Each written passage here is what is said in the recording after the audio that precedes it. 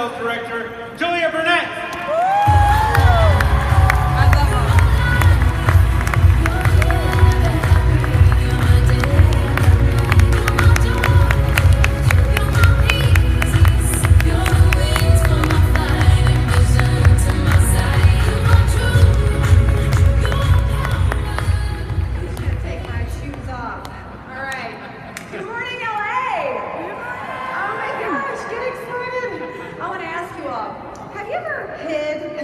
Stall because you were so nervous. So we're a very small club. Well, about 12 years ago, I was invited at this conference to a special reception with Shirley Hutton, who is a legacy in this company. And you had to be a future exec or above to attend. And you can imagine that as I neared the room, my stomach started getting into knots, and I started getting really nervous. And I peered into the room, and I saw all these nationals and directors who had trained me via CDs, and I got really nervous, and so I did what any really confident, highly successful director would do. I hid in the bathroom. I hid in the bathroom, and I literally stood in a bathroom stall until like 30 seconds before it started. And while I was standing in that bathroom stall, my mind became flooded with all these thoughts of, can I go in there? Am I supposed to be here? I don't belong. And you know, it ended up becoming a transformational moment in my Mary Kay journey because it wasn't any of the training that day that left the impact on me. While it was great, it was now National Sales Director Kim McClure who at the end made a beeline for me. She grabbed my hand and she looked me in my eyes with so much love. And I'm not sure if she could sense my insecurity, like I felt like I didn't belong there, but she saw the sign around my neck that said, make me feel important. And by doing so, from a 4-minute investment conversation, a connecting conversation, she watered the seed of greatness inside of me. And I left that reception feeling seen. I walked in feeling invisible, and I walked out feeling visible. It was a transformational moment. Let me ask you a question. How has your Mary Kay journey transformed you? Who would you be today if it wasn't for your Mary Kay? What would you have missed out on in life if it hasn't been for Mary Kay? You know, in 2006 at this very conference, I couldn't attend because I was hooked up to monitors in a hospital for 7 days. I had contracted E. coli on New Year's Eve, and I was 6 months pregnant with our first child, and I was unable to keep any food down for over a week. And I was so sick that when I came home from the hospital, I couldn't even physically walk up the steps of my house. And I wanted to go to a leadership conference so bad, I went every single party, and at one point I started ripping monitors off of me and saying, I'm going no matter what. And while I was in the hospital, National Sales Director Linda Tupin called my hospital room from the conference to check on me. Now that was in the days before smartphones, like when you had to go look up a number in a phone book and go find a phone. But she called my hospital room to check on me. Linda Tupin called my hospital room to check up on me from the conference. I've never forgotten that, and it's left an indelible mark on my life. The year before, when my father-in-law passed away, we received over 100 cards in the mail from my Mary Kay family alone. Most people, I didn't even know who they were from. But my husband's family was astounded at the way my Mary Kay family rallied for love and support around me. The year before that, the very first time I met my beautiful senior NFC, Pamela Shaw, she grabbed my hand and she looked me in the eye and she squinted her eyes and she said, Julia, so nice to meet you. She said my name. She peered into my soul. I had never been greeted that way before ever in my life. And I began to think, wow, these Mary Kay people are the real deal. You see, the bonds of loyalty to this company for me, they were paid with currency of phone calls. They were paid in currency of love notes, not text messages, but love notes. They were paid in currency and investments of time and conversation.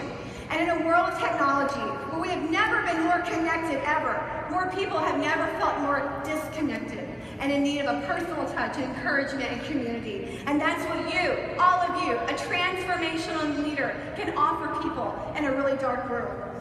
This we must never lose. It's the very heart and the foundation of the success of this company. And for me, they were all transformational moments that knit together the threads of what formed a bond between my heart and the women of this company. And you see, this is what's so important about that point, is because when I went through a dark season, I never doubted what this company stood for. I never doubted if I was supposed to be here, because my Mary Kay experience had been so genuine. I could never leave that. I could never find that anywhere else. Where would you find that? And if you don't have that, then you be the giver of that, of those that you lead. And that's the power power that you have as a transformational leader. Do you remember when you first got started? Do you remember your starter kit arriving? Do you remember when it was new? Do you remember when it was fresh and you allowed yourself to dream? I started off so excited. I had unbridled courage. I didn't know I could fail. And then what happened was like a slow fog moving in. Has that ever happened to anyone in this room? And I allowed some critical people to slowly snuff out my light, and the criticism just crushed me. And instead of dealing with it at all, I subconsciously pulled the reins and put limiting beliefs on what was possible for me. And I stayed there for a while. I stayed there all too long. And you see, the past is a great teacher, but it's a terrible master. And in that fog, in that lack of clarity, lies began to take root in my mind that I didn't even realize were there. It came so subtly. Belief that my dream of building a national area and leading leaders was somehow selfish. And it was at this conference, in a class, that Cheryl Warfield began her class with this intense question. What is the lie that you've been believing? Do you have a lie that you've been telling yourself? What was it? What was the first thing that came to your mind when I said that? Do you believe you don't belong here? Do you believe you can't lead? Do you believe you're not good enough? Do you believe you can never do it as well as so-and-so? You don't deserve to be in a Cadillac. You have fear of losing it?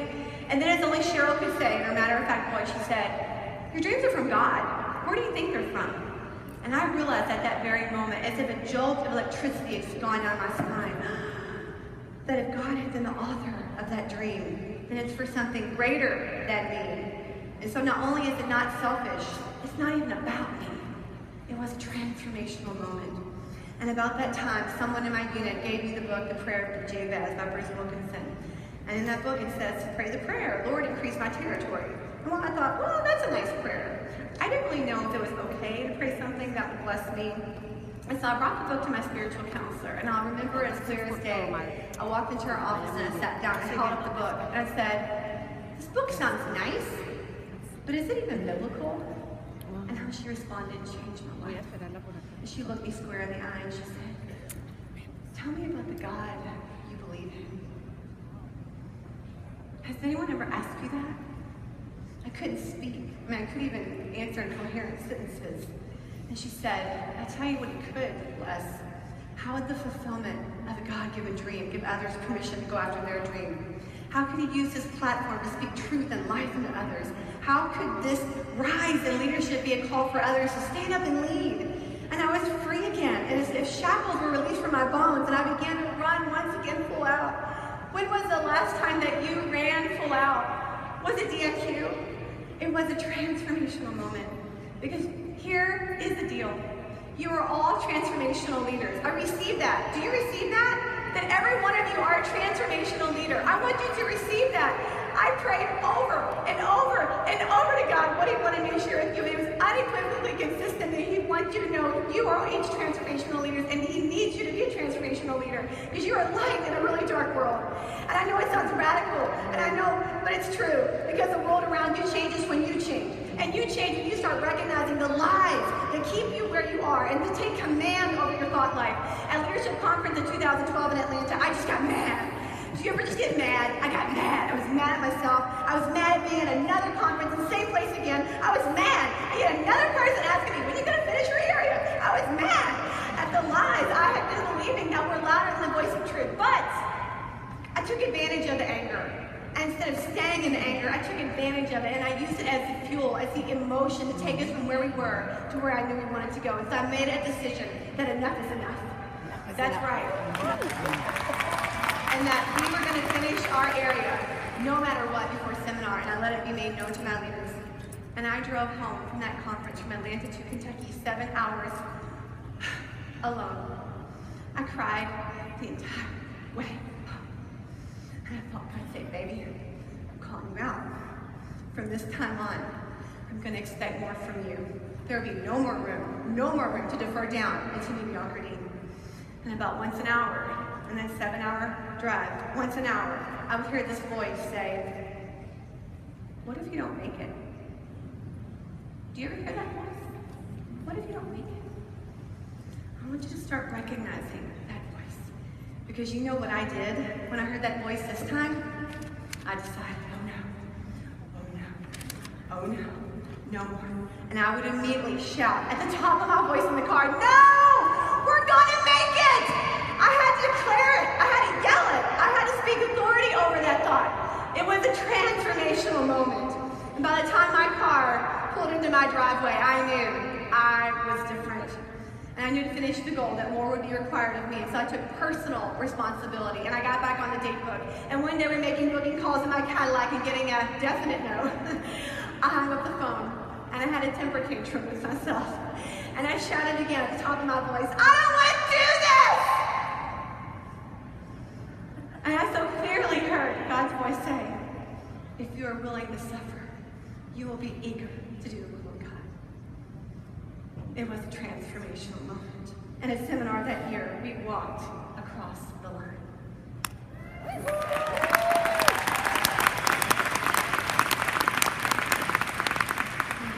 Now with the gift of time and reflection, I look back over this incredible journey, and I'm so grateful, just so grateful at the ways that Mary Kay has transformed who I am. But you see, it wasn't all for just me. It's all been preparation for my ultimate assignment as a mother.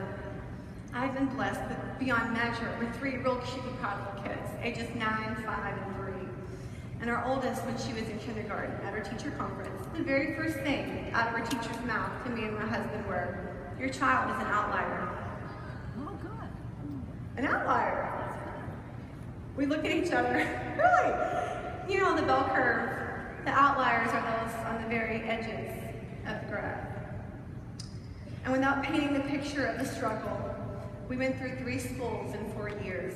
And as she struggled, I watched before my eyes like a wilting flower who was once a happy, cheerful child slowly erode into a sad and anxious child. Now, if there are any moms out there, if you've ever had a child who struggles, you know as a mom, you carry it right here in your heart all the time. It never leaves you. And sometimes I wonder, as a mother, who would I have been had it not been for Mary Kay?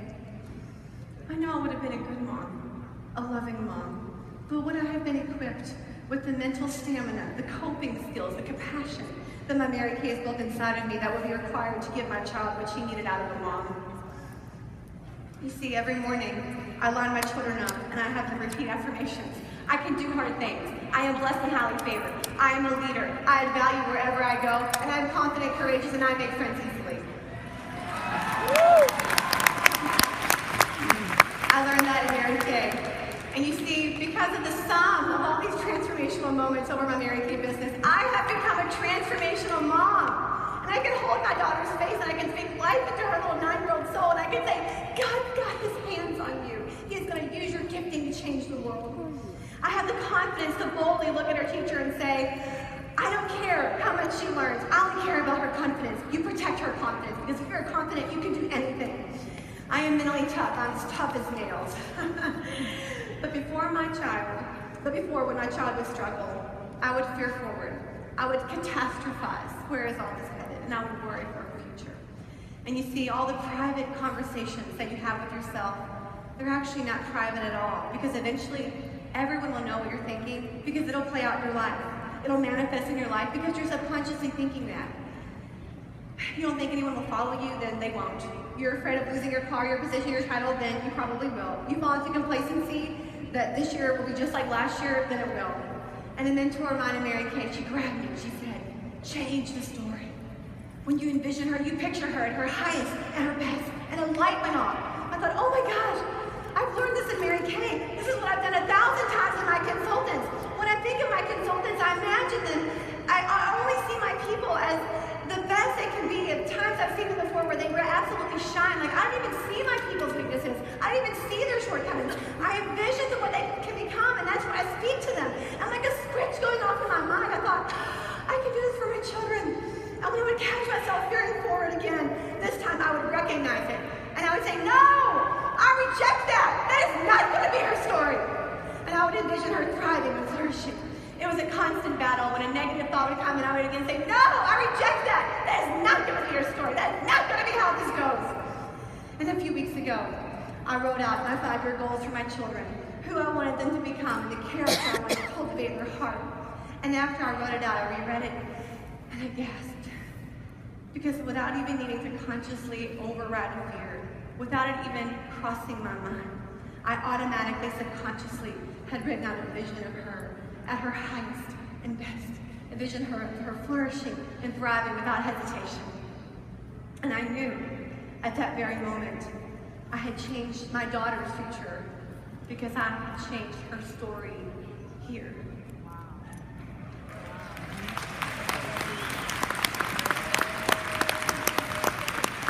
Thank you, Mary Kay. It was a transformational moment. You know, you're transformational women because your words have the ability to change someone else's story. When your DIQ comes to you with fear in her eyes and says, I don't know how we're going to make it, is part of your response, no, I reject that. That's not going to be your story. And then painting the picture of how you would see her proceeding valiantly. How are you grabbing hold of the power and the authority that you've been given? When you leave here, you have a decision to make, and you already know what it is, and you already know the answer. And some of you are talking to yourself in a way you would never talk to someone else. And as you leave here excited and having visions, and then you get home and that voice comes back and says, what if I don't make it? What's your response going to be? Will it be this powerless repeat of last year? Or will it be, no, I reject that. That is not going to be my story. And you envision yourself doing the work and envision yourself thriving and flourishing. I believe Mary Kay transforms lives because I have lived it. From hiding in a bathroom stall to shaking the gates of hell. I don't even recognize myself anymore.